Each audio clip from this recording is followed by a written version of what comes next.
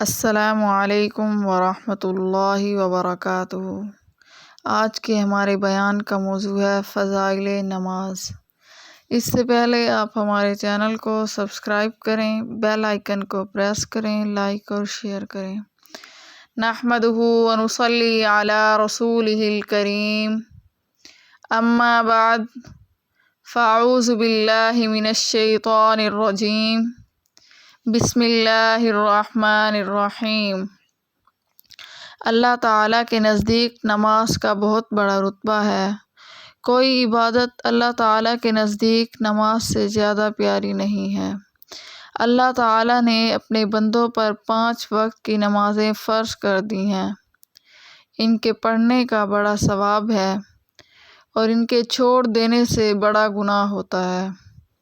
حدیث شریف میں آیا ہے کہ جو کوئی اچھی طرح سے وضو کیا کرے اور خوب دل لگا کر اچھی طرح نماز پڑھا کرے، قیامت کے دن اللہ تعالیٰ اس کے چھوٹے چھوٹے سب گناہ بخش دے گا اور جنت دے گا۔ حدیث میں ہے کہ رسول اللہ صلی اللہ علیہ وسلم نے ارشاد فرمایا، نماز دین کا ستون ہے۔ جس نے نماز کو اچھی طرح پڑھا اس نے دین کو ٹھیک رکھا، اور جس نے اس ستون کو گرا دیا، نماز نہ پڑھی، اس نے دین برباد کر دیا۔ حضور علیہ السلام نے فرمایا، قیامت میں سب سے پہلے نماز ہی کی پوچھ ہوگی، اور نمازیوں کے ہاتھ اور پاؤں اور منہ قیامت کے دن چمکتے ہوں گے، اور بے نمازی اس دولت سے محروم رہیں گے۔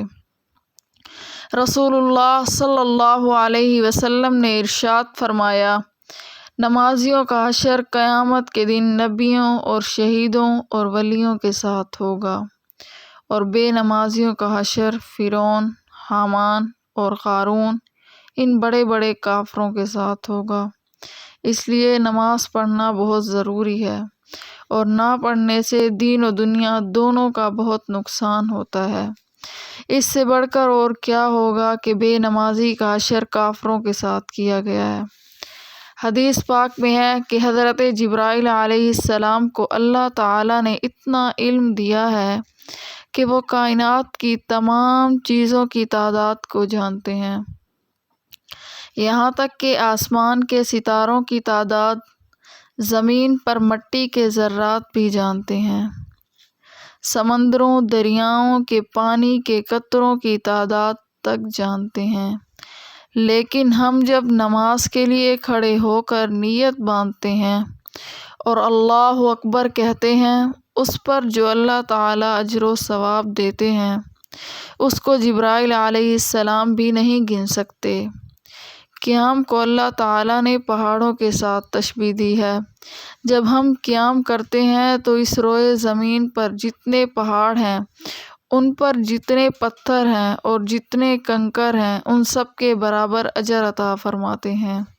اور جب ہم رکوع کرتے ہیں تو رکوع کو اللہ تعالیٰ نے جانوروں کے ساتھ تشبیہ دی ہے۔ جب ہم رکوع کرتے ہیں تو دنیا میں جتنے جانور ہیں، ان کے جسم پر جتنے بال ہیں، اتنی نیکیاں ملتی ہیں۔ رکوع کرنے والے کو اس کے جسم کے بقدر سونا چاندی صدقہ کرنے کا ثواب ملتا ہے۔ سجدے کو اللہ تعالیٰ نے سمندروں کے ساتھ تشبیہ دی ہے۔ جب ہم سجدہ کرتے ہیں تو ہمارا سر زمین پر نہیں بلکہ اللہ تعالیٰ کے قدموں پر ہوتا ہے۔ دنیا میں جتنے سمندر دریا ہیں، اس میں پانی کے قطروں کے برابر اللہ تعالیٰ نیکیاں عطا فرماتا ہے۔ تشہد یعنی التحیات۔ التحیات کو اللہ تعالیٰ نے درختوں کے ساتھ تشبیہ دی ہے۔ جب ہم التحیات پڑھتے ہیں تو سب درخت، ان کی ٹہنیاں، ان کے پتے، ان کے پھل پھول کے بقدر نیکیاں ملتی ہیں۔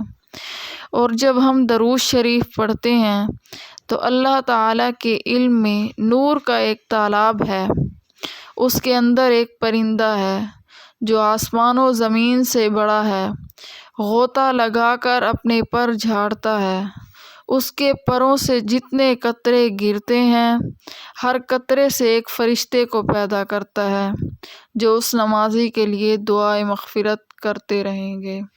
وآخر دعوانا ان الحمد للہ رب العالمین۔